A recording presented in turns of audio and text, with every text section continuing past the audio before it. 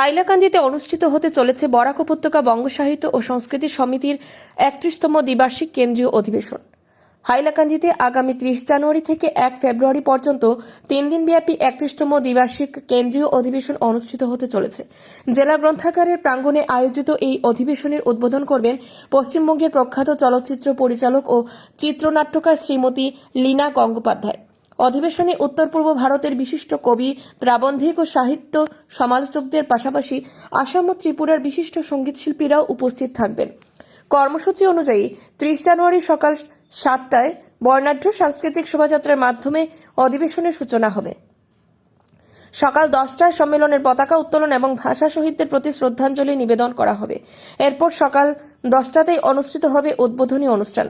অধিবেশনের দ্বিতীয় দিনে থাকবে সাহিত্যভিত্তিক আলোচনা চক্র আর শেষ দিনে প্রকাশ্য সভার মাধ্যমে বরাক উপত্যকার বিশিষ্টজনদের সংবর্ধনা প্রদান করা হবে। এই অধিবেশনকে কেন্দ্র করে হাইলাকান্দি জেলায় সাহিত্য ও সংস্কৃতি প্রেমীদের মধ্যে ইতিমধ্যেই বিশেষ উৎসাহ ও উদ্দীপনা লক্ষ্য করা যাচ্ছে। হ্যাঁ, এবছর হাইলাকান্দি জেলায় ৩১তম কেন্দ্রীয় দ্বিবার্ষিক অধিবেশন হতে চলেছে আগামী ৩০-৩১ জানুয়ারি এবং ১ ফেব্রুয়ারি ২০২৬ ইংরেজিতে। এইখানে এই তিন দিনে অনেক অনুষ্ঠানের আয়োজন করা হয়েছে এবং প্রথম দিন আমাদের সকালে থাকবে ৭:৩০টায় সাংস্কৃতিক শোভাযাত্রা, যেটা আকর্ষণীয় করে তোলা হয়েছে। বিভিন্ন যে সাংস্কৃতিক যে জাতি গোষ্ঠী আছে তাদেরকে বলা হবে এবং স্কুল কলেজের যে ছাত্রছাত্রী তারাও এই শোভাযাত্রায় অংশগ্রহণ করবে।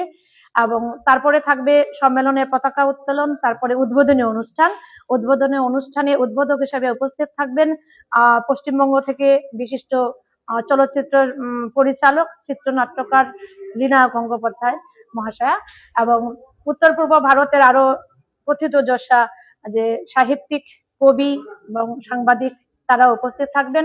এবং ইতিমধ্যে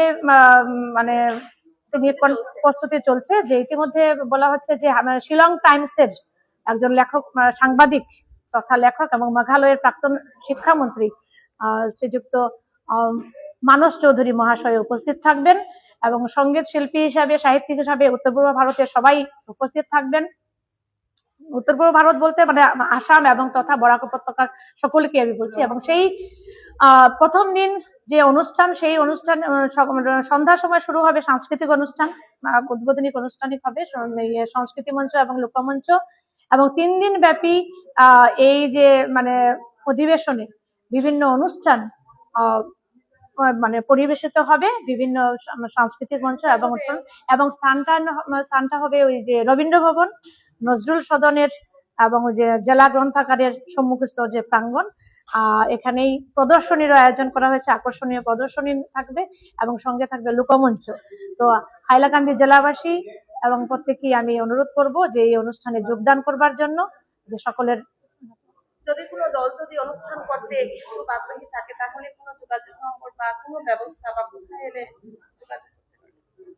হ্যাঁ, নিশ্চয়ই। যে আমাদের এখানে যদি কেউ ইচ্ছুক থাকে আমাদের এই অনুষ্ঠানে যোগদান করবার জন্য সংস্কৃতি মঞ্চে বা লোকমঞ্চে, তাহলে আমাদের যে সংস্কৃতি মঞ্চ এবং লোকমঞ্চের যে আহ্বায়করা সভাপতি রয়েছেন তাদের সঙ্গে যোগাযোগ যদি করা যায় তাহলে তারা সেটা তাদেরকে একটা দিশা দেখাবে না।